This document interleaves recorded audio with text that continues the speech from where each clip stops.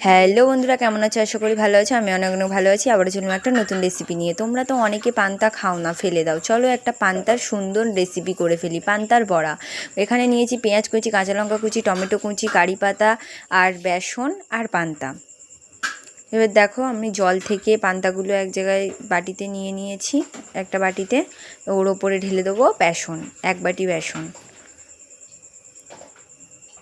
তারপর ওর মধ্যে দিয়ে দিচ্ছি টমেটো কুচি, তারপর দিচ্ছি কারি পাতা কুচি, পেঁয়াজ কুচি, কাঁচা লঙ্কা কুচি আর জিরে গুঁড়ো, লঙ্কা গুঁড়ো, পরিমাণ মতো লবণ আর পরিমাণ মতো রিফাইন তেল দিয়ে ভালো করে মাখিয়ে নেব। দেখো কত সুন্দরভাবে মাখিয়ে নিয়েছি।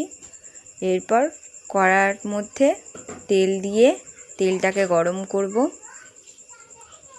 দেখো তেল গরম করতে দিয়ে দিয়েছি। আর এটা 5 থেকে 10 মিনিট চাপা দেওয়ার পর আমরা এবার এরকম গোল গোল করে সর্ষের তেল হাতে মেখে এরকম চাপটা টাইপের করে নিচ্ছি। দেখো এইভাবে এক একটা করে নেব সবকটা।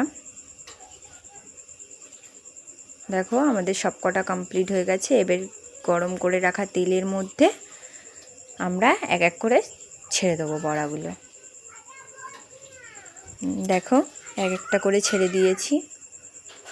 এবার এটাকে লাল লাল করে ভেজে নেব। দেখো এই দেখো লাল লাল করে কত সুন্দর ভেজে নিয়েছি, তুলে নিচ্ছি। দেখো এর ওপরে এবার চাট মশলা ছড়িয়ে দিচ্ছি। এই যে আমাদের পান্তার বড়া কমপ্লিট। এই দেখো পুরো টোটালটা কমপ্লিট হয়ে গেছে। চলো একটা ভেঙে দেখিয়ে দিই তোমাদেরকে। এই দেখো কত সুন্দর হয়েছে। ভালো লাগলে লাইক কমেন্ট শেয়ার করে দিও। টাটা।